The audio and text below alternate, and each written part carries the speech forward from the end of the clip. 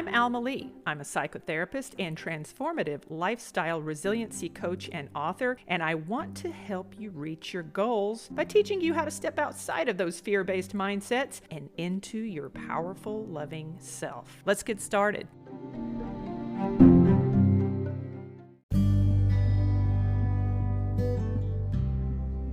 Let's get into it.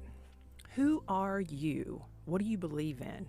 What are your fundamental core values? You know, if you've been listening to this podcast for a minute, you know that my purpose is to challenge people to find their purpose, to challenge people and push them outside of their comfort zone so that they grow, so that you grow, so that you start thinking about your life a little bit differently. And, you know, a lot of times, especially if we are self-sabotaging because we've never been in therapy, we've never worked through our trauma, we haven't tried to improve our lives. A lot of times we surround ourselves with people pleasers, and those people, granted, they may love us, but they're not helping us, and they don't challenge us, and they don't push us outside our comfort zone because they fear our abandonment because they've got their own wounds. So I'm going to go down a rabbit hole with that one. But the point is that I want people to be a little bit uncomfortable, not unsafe, but uncomfortable in how they're living their lives, because if you don't consider alternatives, then you're going to keep on sabotaging your life. You're never going to live in your purpose. You're never going to find your true security and your true confidence and let go of old wounds that are holding you back.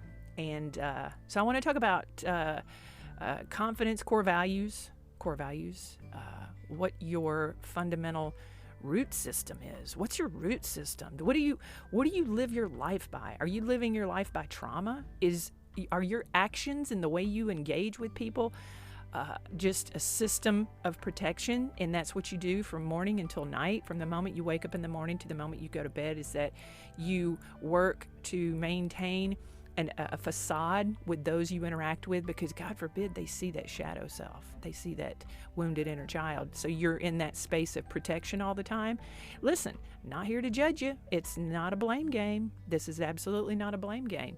But the whole point and purpose of this is so that you can live better, so that you realize that you don't have to sabotage, you don't have to manipulate, you don't have to constantly live in a state of survivorship, a place of defensiveness.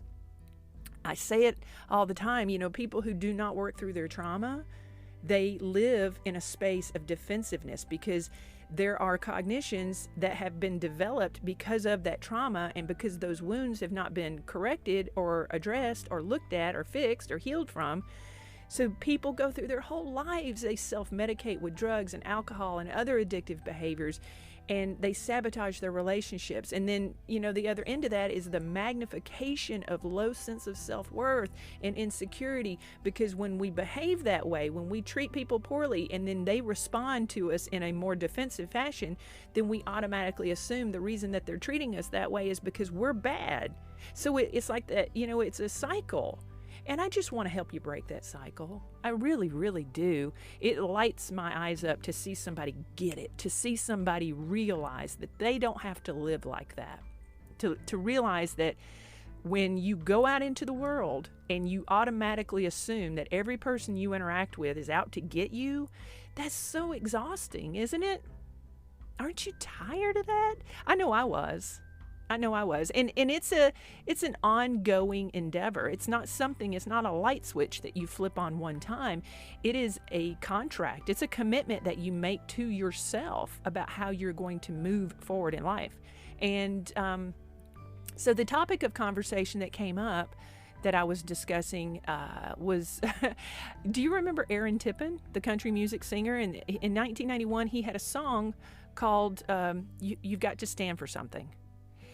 And that song it's deep if you listen to the lyrics, and he's talking about how you have to know who you are so that you know what decisions you make in life. You have to truly know what your values are, what's important to you, not what's important to all of the people that you're around, your family or society at large. Who are you? What are your values? What's important to you? And that puts the onus back on you, right? Because then you have to look at yourself. And if you're looking at yourself from a space of, I'm not good enough, I'm broken, I'm less than, I'm not confident, then you're more likely to, as Aaron Tippin puts it, fall for anything. That's what he says in the song. So let's dig into that a little bit, right? I think it's worth having the conversation, at least to entertain, not from a blame system, but what are you doing that's sabotaging your life? Are you being awake in knowing who you are and what's important to you as an individual? Now, every time I meet a new client, I share my 4 fundamental core values with that client, because that client deserves to know what I'm rooted in, who I am, not as just their clinician, as their therapist, but as a human being. The things that color my world. My clients deserve to know that, because they deserve to have the opportunity to be judicious on whether or not they want to work with me, because maybe they don't agree with my core values, and that's their choice. But I share them, and I share them openly because I believe in them, and because it helps me to stay the course towards my trajectory, the place that I want to be in, the direction that I'm heading, my goals. These core values help me get there. They are my roadmap in life. And I want to be a mentor. I want to stand in a space of inspiration to those around me to say, hey, this is what you need to do in order to at least start trying to live your best life, right? Not just going to therapy. Going to therapy is but a small sliver of this entire process. When you go to therapy, you go there, it's like going to your class. When you get up and you go to school in the morning and you sit in that class, that's not the only part of your learning. Going to therapy is not the only part of your healing. You have to be intentional, you have to be deliberate, and you have to say, I want to do better. I want to have a better life. I want to relate to people on a healthier way. I don't want to always see myself as less than. I don't want to go through life and assume that everybody around me has better, knows more, does better, is better looking, is got a better system in life than I do. Absolutely, there are going to be people that are, socially, culturally speaking, are better looking than you. There's going to be people that are going to be more successful than you, of course. They're going to have more money in their pocket and the bank account, of course. They're going to have nicer homes. They're going to have happier, more fulfilling relationships than you. You could sit there all day long ad nauseum and pay more attention to what's going on around you as opposed to what's going on inside your own heart. And that's what's going to keep you stuck, my friend. I know, because I've done it. And I've also worked with thousands of people over the years who have done it themselves. I want you to know it does not have to be that way. And if you listen to that song, when you're done with this episode, go listen to it. Pull it up on Spotify or wherever you have it, whatever music platform, and listen to Aaron Tippin. You got to stand for something, or I might be saying the name wrong, but you got to stand for something, or you'll fall for anything. And the title of the song says it all, and it's true. It's so true, because you have to have a fundamental idea of who you are and what you stand on. What are you standing on in your life? What is your core value? What are your core values? What is your integrity based in? And if you don't know, I'm not judging you. Absolutely not judging you. If you don't know what you stand on, if you don't know what your integrity is based in, I'm not shaking my finger in your face and saying that you're a bad person because you're not doing that. What I am doing is I'm challenging you to investigate that further. Don't be scared of it. It's okay. We all get scared sometimes. We all have elements of fear that, we have a tendency to get stuck in. It might be a fearful thing to feel the shame that's rooted in trauma that has not been worked through. Those things that we experience as children that we carry into our adulthood, that we hide and we cover up and we're embarrassed of. And the idea of someone laughing at us is the absolute most terrifying thing we could possibly think of, because it pulls us back into that space. And our entire life, our entire identity is wrapped up in avoiding feeling that way ever again. And so we end up sabotaging ourselves. We sabotage our relationships. We sabotage our own success. And then we get angry and project upon other people when they don't recognize what's happening with us. And And things happen, and people do laugh at us. People do point fingers. People do judge us. We're always going to have haters in our circle. But as long as you are focused on the validation, or the invalidation rather, from people that are in your space that hate upon you, and you allow those people to have sovereignty over your mindset, you've already given up all your power. This is an opportunity for you to regain back your power by understanding yourself better and letting go of the expectation of other people to prop you up. That's a trauma response, by the way. So you're not getting any judgment from me. I don't want you to feel judged. I want you to feel your purpose. I want you to get excited about your life. I want you to be inspired to start moving differently. I want you to look in the mirror and say, I'm sick and tired of looking at this person and having bad thoughts. I'm tired of looking at this person and not loving my reflection. I'm tired of looking at this person in the mirror in these photographs of myself as a child and not being able to forgive myself for my grievances, the things that I've done, I've screwed up. And I know you have, because we all have. All humans are fallible. And I'm going to get into it here in a second and explain what I mean by that. But I want you to have some relief so that you realize when you wake up in the morning and you know that you're engaging in some sabotaging behaviors, and you know that maybe at the turn of it, you're choosing to harm other people as opposed to dig in and look at your own pain, that's not the person that you want to continue to be. That's my hope for you. And the core values I share with my client are 4 fundamental core values, and they color everything, not just in my work, but in my personal life. So the first one, the first core value, and feel free to steal these. Feel free to line yourself up with these too, right? So number 1, I believe, my core value, I believe that every single person, historically, in the future, it doesn't matter what point in time, each human being that comes into existence on earth is equally worthy as anybody else. There is no such thing as a person that is born into this world that is born having more worth or more value than someone else. It is irrelevant whether or not somebody is born into money, pedigree, royalty, or they're born indigent. They're born homeless. They're born no money. It is irrelevant, the circumstances of their conception, right? It's irrelevant whether somebody was born out of wedlock, born from infidelity, a love child. I've worked with people who were born from rape and incest. I've had clients who were married and had their spouses didn't even know that because they were adopted, that their biological parents were brother and sister. I have worked with people, and they had an enormous amount of shame that they did not need to carry. So my number 1 core value is that it does not matter how you got here or who brought you into this world. It only matters that you're here, and that is what gives you your worthiness. That is what gives you your value as a human being. Doesn't matter how you got here, you're worthy, number 1. Number 2, no one can do anything to another human being and erode that value.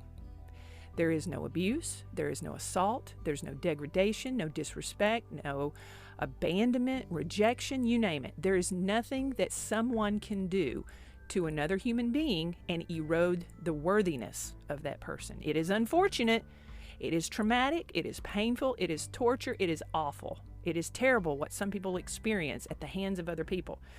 But that it is unfortunate, and that's it. It does not degrade that person. It does not erode that person's worthiness as a human being. So that's the second core value. The third core value is I believe that there are people who erode their own worthiness through their own behavior. So those are the people that are not accountable. They are not responsible.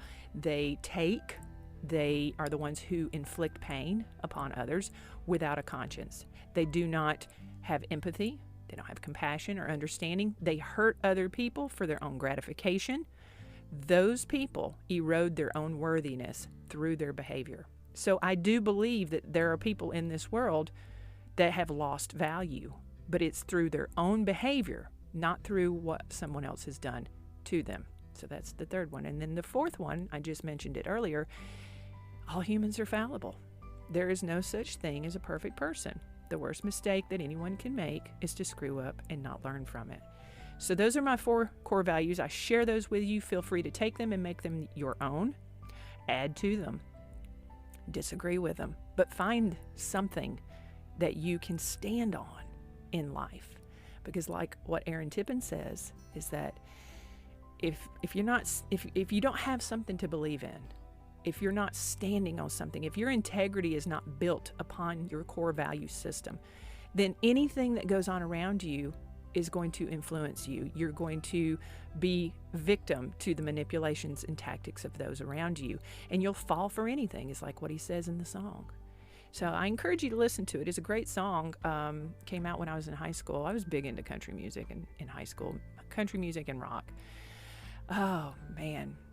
But I want you to experience a lightness. You shouldn't have to go through life feeling like you hate yourself, and you feel and believe that other people hate you too, and you feel like, you're marked, right? That there's things about you that make you worth less than other people because of your experiences. You see how those core values show up?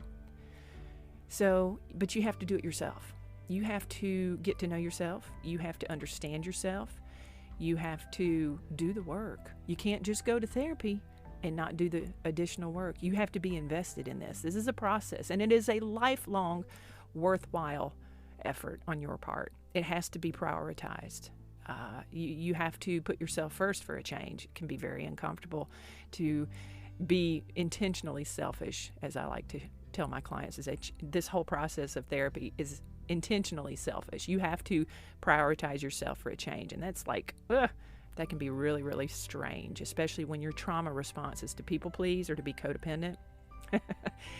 I know I'm throwing a lot at you, but I want you to feel that lightness. I want you to wake up in the morning and know that you are equal, and that while you may have made mistakes as a human being, you can be accountable to those mistakes, those grievances, those things that maybe you have done as a measure of protection of self, right? And do so with the intention of loving yourself and the intention of moving forward in life and forgiving yourself and allowing other people to forgive you and allowing other people to not forgive you, and to be okay with that too, right? And love yourself without reservation. Who taught you that? Who taught you that you weren't worth enough? Who taught you that you weren't worthy at all? Where'd you learn that? Why do you hold yourself back? Why do you not see yourself as equal to those around you? What is it about you? I mean, let's argue about it, right? What is it about you that makes you worth less than your peer group, than your contemporaries, your colleagues, your neighbors, your friends, your family? What is it about you, seriously, that makes you worth less? And I think that if you pay attention to that and really ask yourself that question, you'll find, in some real deep dive, due diligence, forensics, and you compare that to looking at other people with the same level, of scrutiny that you would look at yourself, you'll see that you're the same. You really are. You're worth just as much as everybody else. And that's the start. So what are your core values? What do you believe in? What do you stand on in your life?